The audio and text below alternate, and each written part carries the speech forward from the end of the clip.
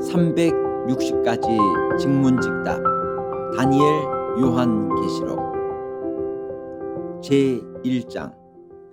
어쩌다가 다니엘과 친구들은 바벨론에 잡혀갔나요? 1번.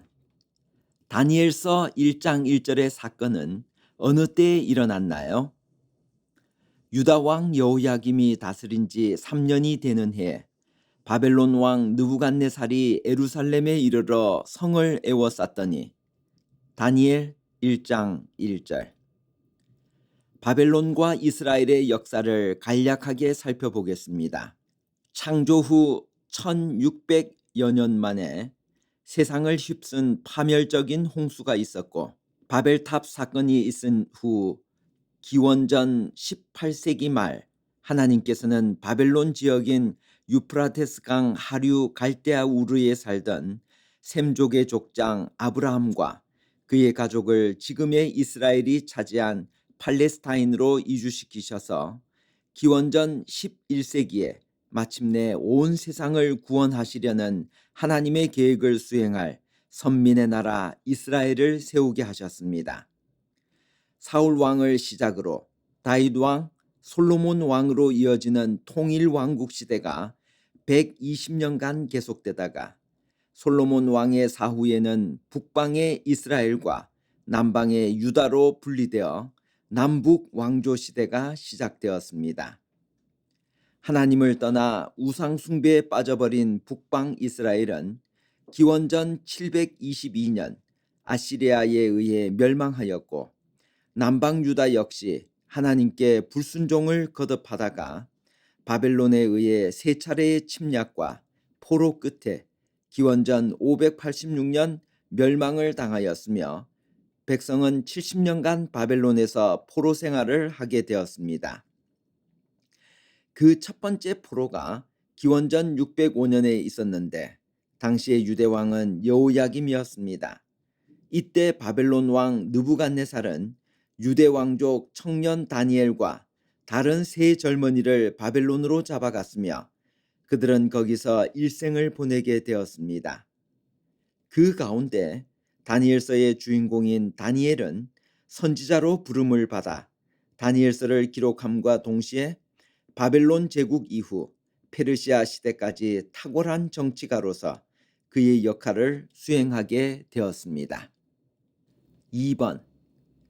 해석 불능의 대사건 예루살렘 멸망을 하나님이 허락하셨나요?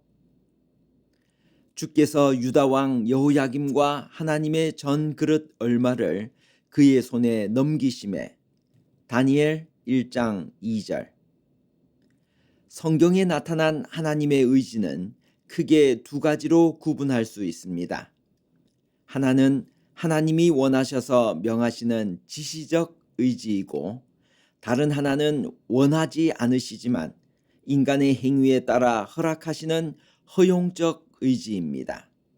예를 들어 발람에게 일어나 가라거나 가롯 유다에게 내 하는 일을 속히 하라고 말씀하신 것이 후자의 경우입니다. 하나님이 넘기심에라는 구절도 바로 하나님의 허용적 의지를 나타냅니다. 우리는 하나님의 허용적 의지를 지시적 의지로 오해하지 말아야 합니다. 동시에 인간의 행위와 의지로 이루어진 일마저도 하나님의 허용적 의지로 표현하는 것은 그런 중에도 여전히 하나님의 주권은 역사하고 있음을 나타내기 위한 것입니다. 그렇습니다. 백성의 죄로 예루살렘이 멸망당했어도 여전히 하나님의 주권은 역사하고 있습니다. 이 구절은 그것을 강조하고 있습니다.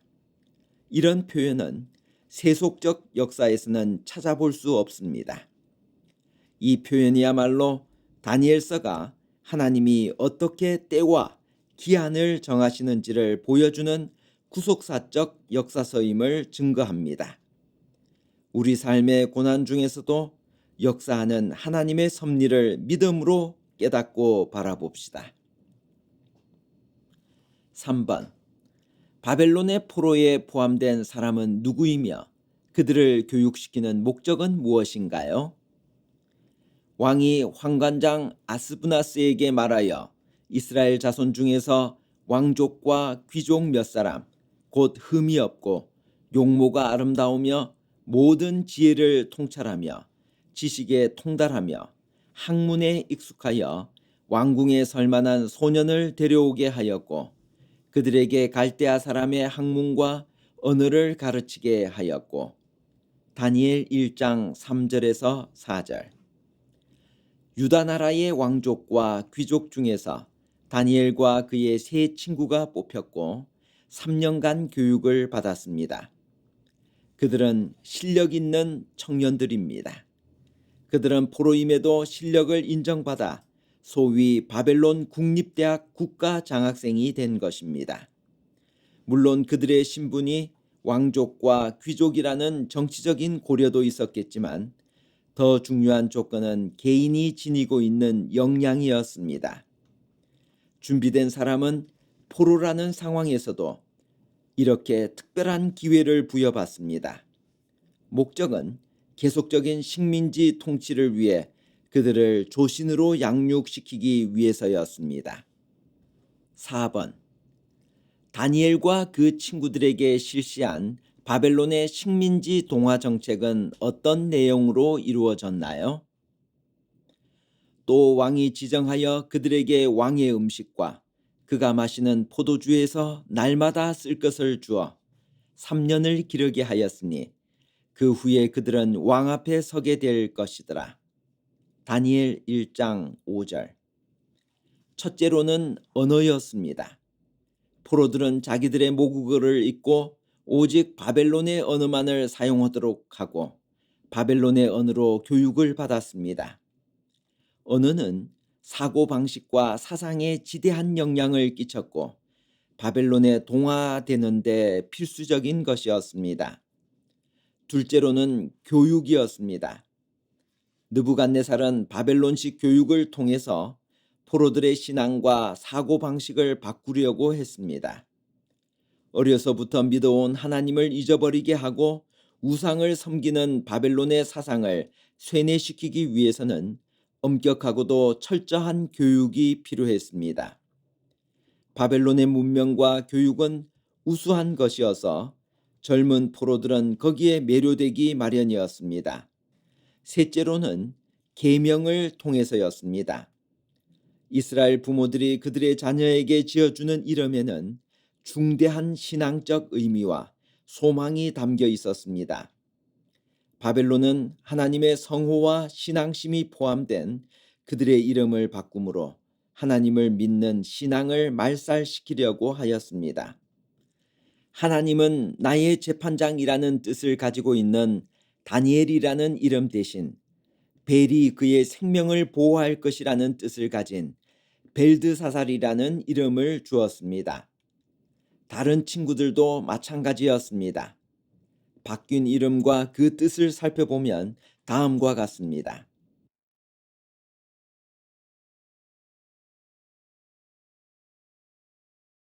넷째로는 바벨론의 음식을 통해서였습니다. 음식은 체질을 바꾸고 정신에 영향을 끼칩니다. 왕은 자신이 지정한 음식과 술로 이루어진 기름지고 화려한 바벨론식 식단을 그들에게 제공하여 그들을 온전히 바벨론에 동화시키려고 하였습니다. 바벨론은 우상 숭배의 중심지이기 때문에 왕의 식탁에 오른 육류는 우상 숭배에 바쳐진 제물인 경우가 대부분이었습니다. 다니엘과 그 친구들은 그런 음식을 받아들일 수 없었습니다. 그들은 그런 음식들을 먹는 채 하면서 실제로는 먹지 않고 위기를 넘길 수도 있었지만 그들은 그것은 떳떳하지 못한 행동이라고 생각했을 것입니다. 5번. 다니엘은 바벨론의 동화 정책에 어떻게 대응했나요? 다니엘은 뜻을 정하여 왕의 음식과 그가 마시는 포도주로 자기를 더럽히지 아니하리라 하고 자기를 더럽히지 아니하도록 환관장에게 구하니. 다니엘 1장 8절. 인생에서 뜻을 정하는 일은 매우 중요합니다. 우리도 뜻을 정해야 합니다. 우리의 소중한 인생을 어떻게 살겠다는 분명한 철학을 지녀야 합니다. 무엇보다도 하나님을 향해 나를 더럽히지 아니하리라는 뜻은 인간이 세울 수 있는 가장 고상한 뜻입니다. 죄악의 영향이 드리운 오염된 세상에서 정결한 마음으로 살아보겠다는 뜻은 하나님을 온전히 신뢰하는 굳은 의지로만 지킬 수 있습니다. 품성의 위력은 두 가지, 곧 의지력과 자제력으로 구성된다라고 하였습니다. 그리고 세상과 천사들에게 구경거리가 될 하나님의 존귀한 백성이 지녀야 할 덕목 중 하나로 강한 의지력을 언급하였습니다. 바벨론에서 다니엘과 그의 친구들의 역할은 그들이 뜻을 정한 순간부터 발휘되기 시작했습니다.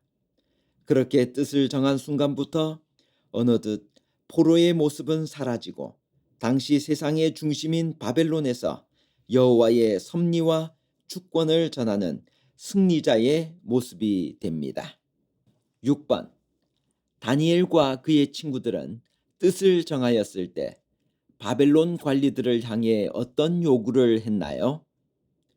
청하오니 당신의 종들을 열흘 동안 시험하여 채식을 주어 먹게 하고 물을 주어 마시게 한 후에 다니엘 1장 12절.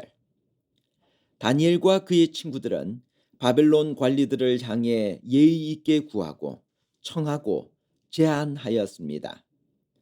다니엘은 원로들과 청년들 모두에게 지극히 완벽하게 예의를 나타냈다. 그는 하나님을 위한 증인으로 우뚝 섰으며 하늘을 우러러 말과 행실에 부끄러움이 없는 길을 추구하기 위해 노력했다.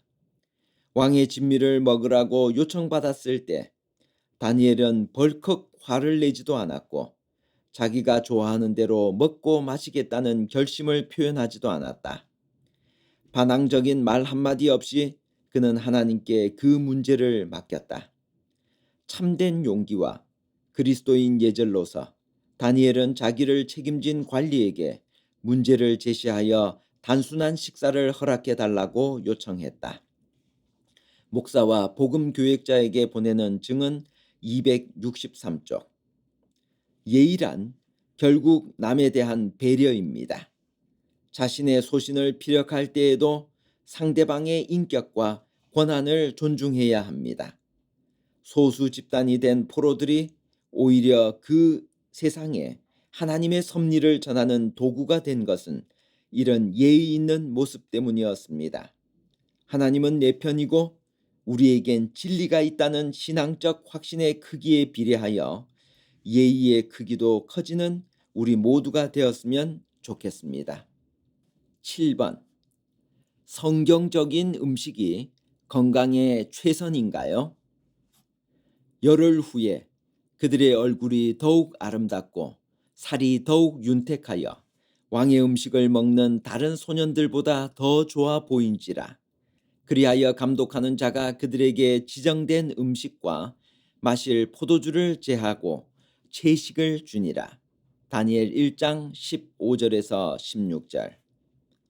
대형 백과사전의 의학과 건강 영감은 시대에 걸맞는 채식주의라는 주제로 현대의학이 확증한 채식주의의 탁월함을 7쪽에 걸쳐 자세하게 알려주고 있습니다. 특별히 콩류와 과실, 곡류를 충분히 섭취하면 임산부, 어린이, 청년들에게 필요한 단백질, 칼슘, 철분까지 모두 충분히 섭취할 수 있음을 실증적으로 제시했으며 각종 심장병, 고혈압, 당뇨병 등 성인병과 각종 암에 효과적으로 대처할 수 있는 방편이라고 강조했습니다. 그리고 그 대표적인 예로 제7일 안식일 예수 재림교회 신자들의 식생활과 건강 습관을 제시했습니다. 뉴스타트란 영양, nutrition, 운동, exercise, 물, water, 햇빛, sunshine, 절제, temperance, 깨끗한 공기, air, 휴식, rest, 하나님을 신뢰함, trust in God, 새 영어 첫 자를 딴 것입니다. 우리의 몸과 정신을 가장 건강하게 유지할 수 있는 최선의 방법으로 널리 알려져 있습니다. 8번. 다니엘이 지닌 주요한 덕목은 무엇인가요? 다니엘은 또 모든 환상과 꿈을 깨달아 알더라. 다니엘 1장 17절. 다니엘 1장은 포로라는 상황을 이용하여 오히려 하나님의 주권을 세상에 전할 일꾼들과 그들이 지닌 주요한 덕목들을 소개하고 있습니다. 그 덕목 중 마지막으로 소개되는 것이 바로 모든 환상과 꿈을 깨달아 알더라라는 다니엘의 지혜입니다.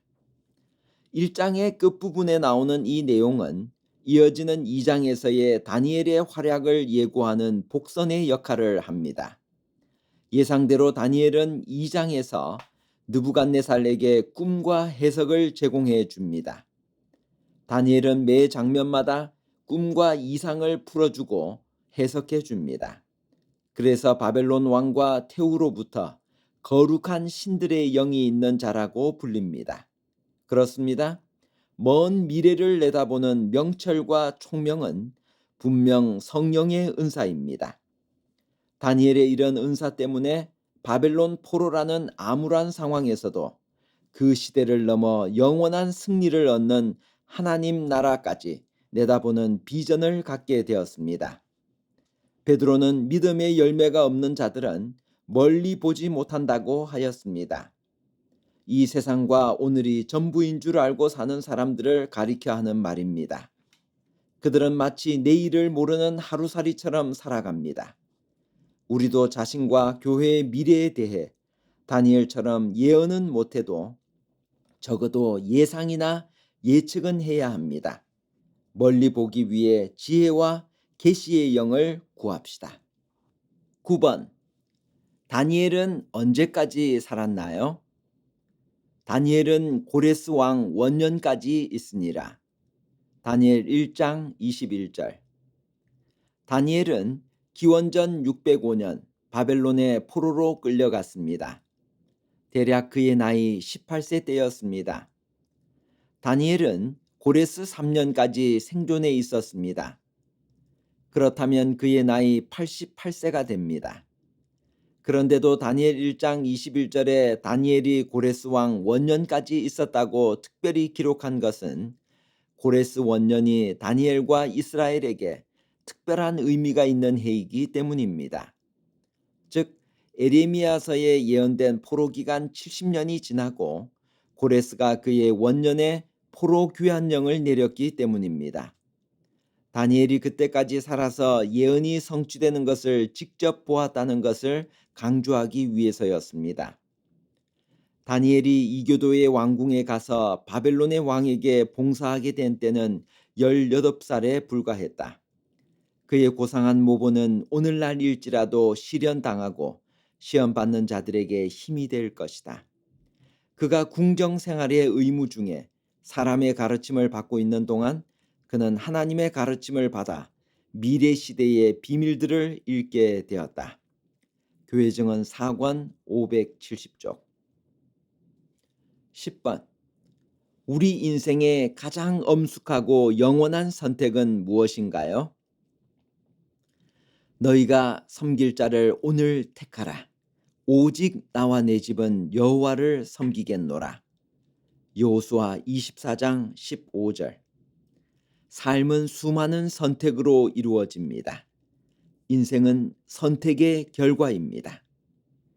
직업의 선택으로 평생 무엇을 하고 살 것인가가 결정됩니다. 배우자의 선택으로 평생을 누구와 살 것인가가 결정됩니다. 그리고 신앙의 선택으로 삶의 의미와 목적이 결정됩니다. 모든 것이 의지의 선택에 달렸습니다.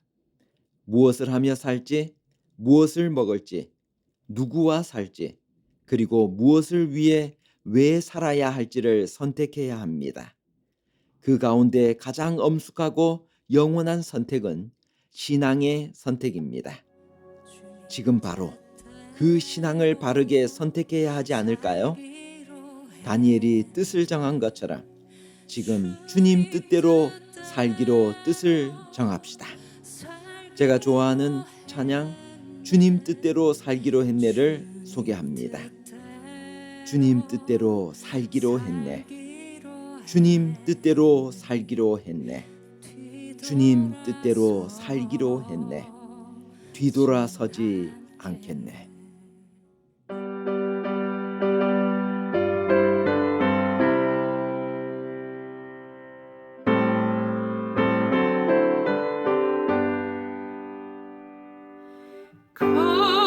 캄캄한 이 세상 시련과 고난 닥쳐도 주의 빛 비춰주시니 흔들리지 않네. 예언의 말씀 들어보세. 주님 선장 되시네. 진리의 성령 내게 임하사 승리하게 하소서. 어두운 인생길 험한 파도 몰려와도 주님 길을 잡고 계시니 두려움 없네. 예언의 말씀 들어보세. 주님 선장 되시네.